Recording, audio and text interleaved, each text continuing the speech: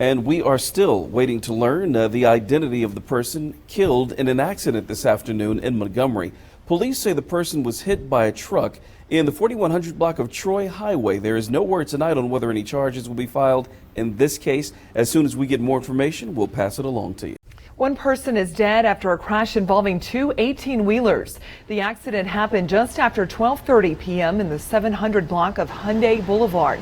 MPD will have further information available after the fatality victims are identified. Ashley Thompson live outside the State House with details in tonight's big story. Ashley?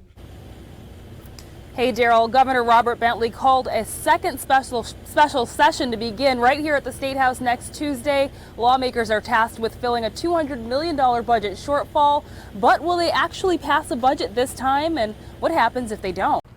And Director Murphy says they do talk to the officers about this sort of thing, and they hope that they would understand that and they know what's expected of them. Daryl? Ellis Askew joins us now live with tonight's big story. Well, that's right. District 2 covers a wide area north of Atlanta Highway, and the residents there tell us they have several concerns that they'd like their next city council person to address.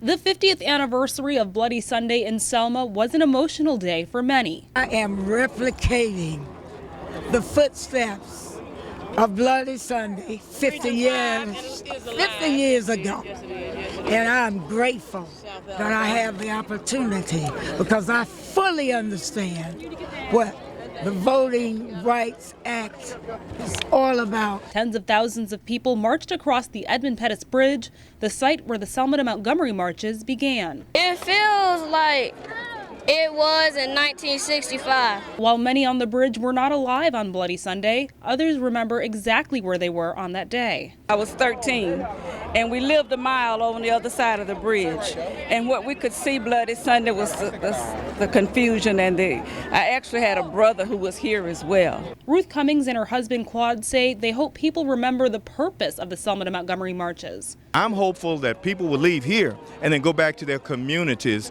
and join an organization, register people to vote, and then get them to the polls to vote. President Barack Obama came to Selma on Saturday, but Sunday ended up being an even bigger day. It looked like it got to be over 100,000 people. All of us getting together for this Freedom March. I thank God for being here. We're celebrating history and we're coming together. You see people of all different colors, all different races, and it's celebrating equality and voting rights, and that's really what we're here for. In Selma, Ashley Thompson, Alabama News Network. Julian Castro, the Secretary of the U.S. Department of Housing and Urban Development, was in Selma Friday afternoon to tour the city's public housing units to the delight of Selma Mayor George Evans. Certainly, having been a mayor himself in San Antonio, Texas, he understands all the dynamics of what we go through.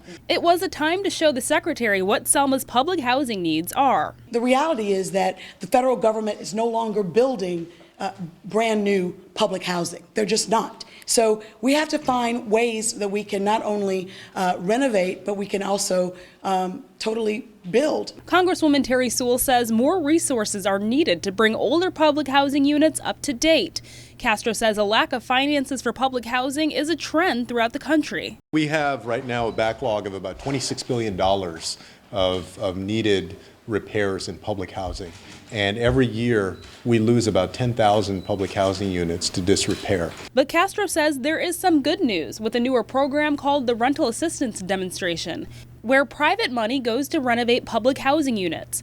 185,000 units nationwide have been given the green light for renovations. So when we're able to renovate housing, and make it more energy efficient, improve it, you're talking about just lifting up the quality of life